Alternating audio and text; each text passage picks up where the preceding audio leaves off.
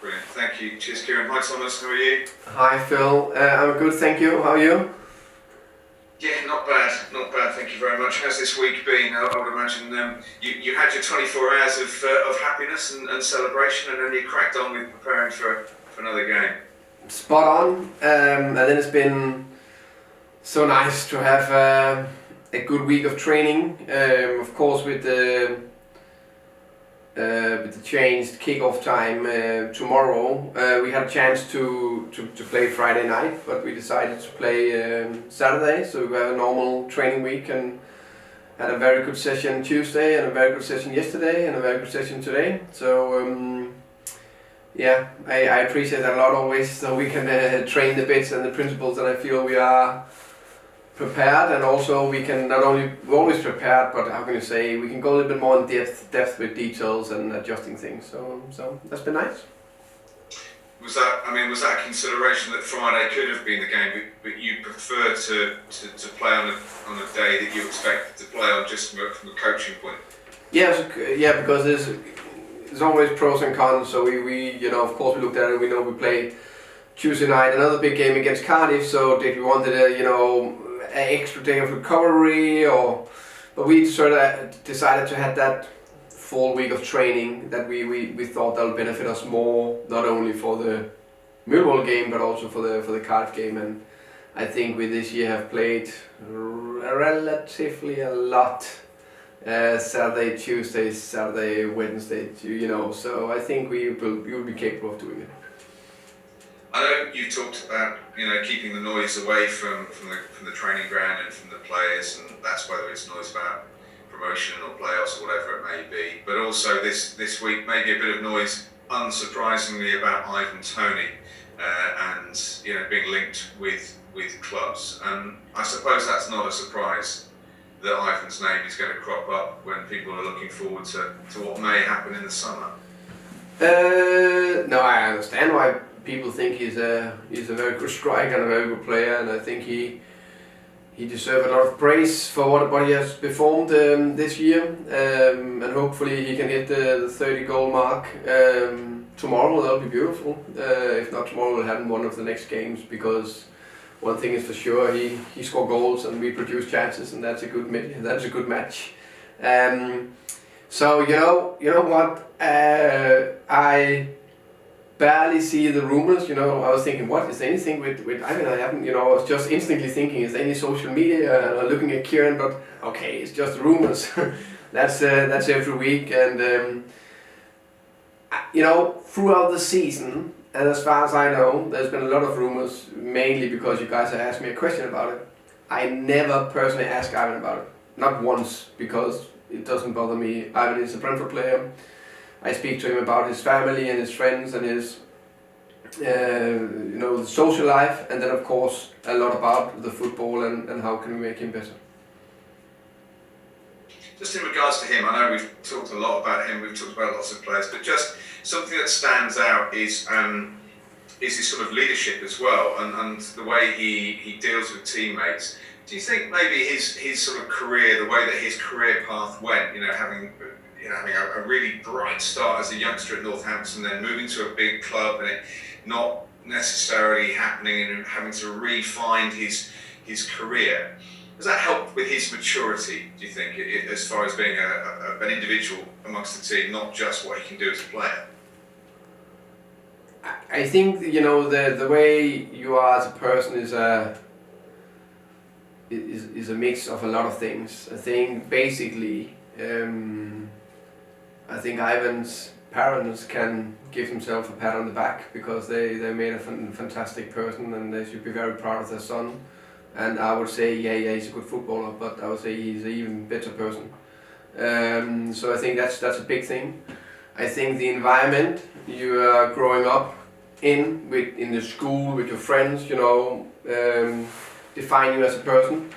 And then of course also in the football world, through the academy at different clubs, as you said, Phil, I think it's a good description. And it's not, that there's a clear, how can you say, it's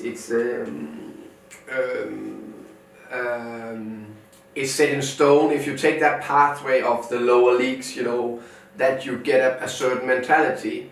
But I would definitely say with my experience that it's more often than not that players that are taking that pathway are just growing as persons because they, you know, there's a lot of ups and downs in life, and especially in football, and do you manage to show resilience and go past these obstacles, you tend to grow as a person and as a football player.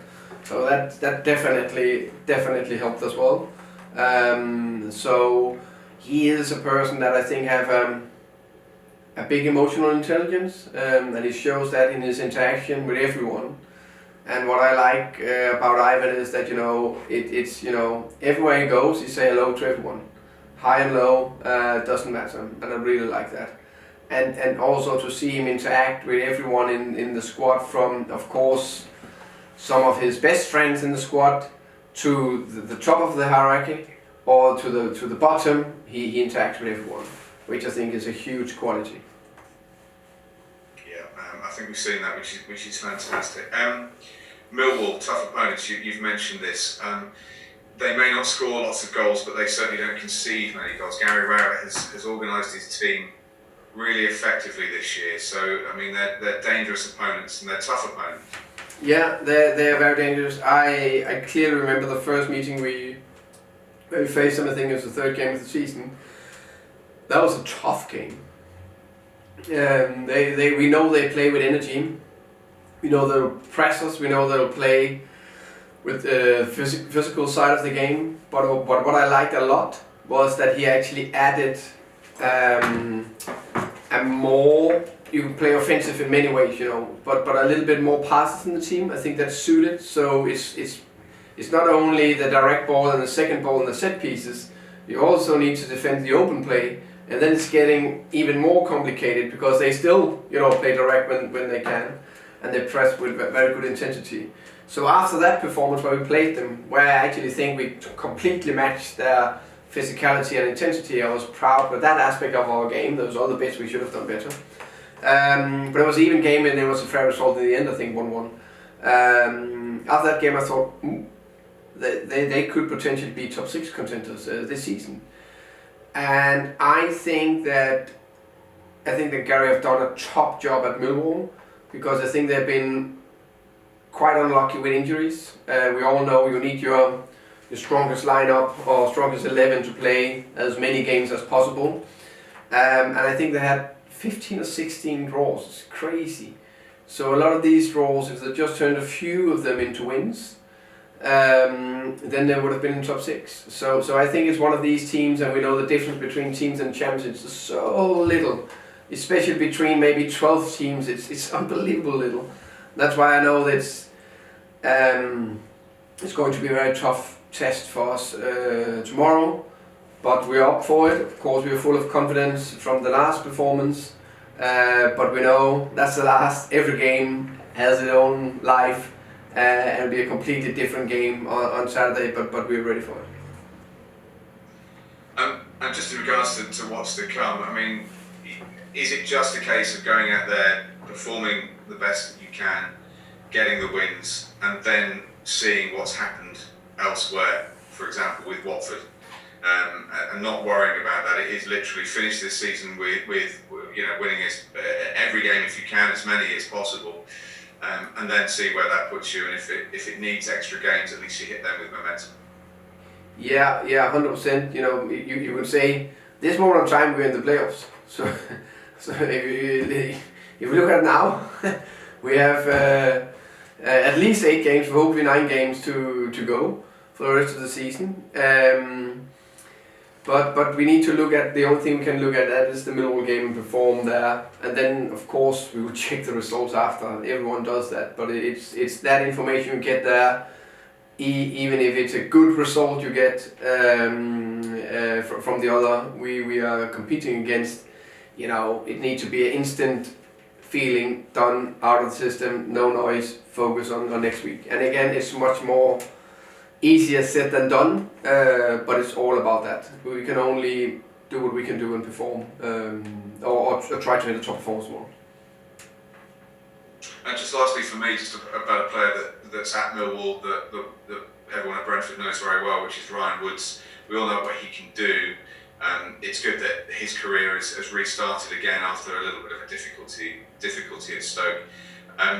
We know what Ryan does, and we know that his efficiency with the ball is really spectacular, isn't it? Really. Yeah, I think Woodsy is a top player.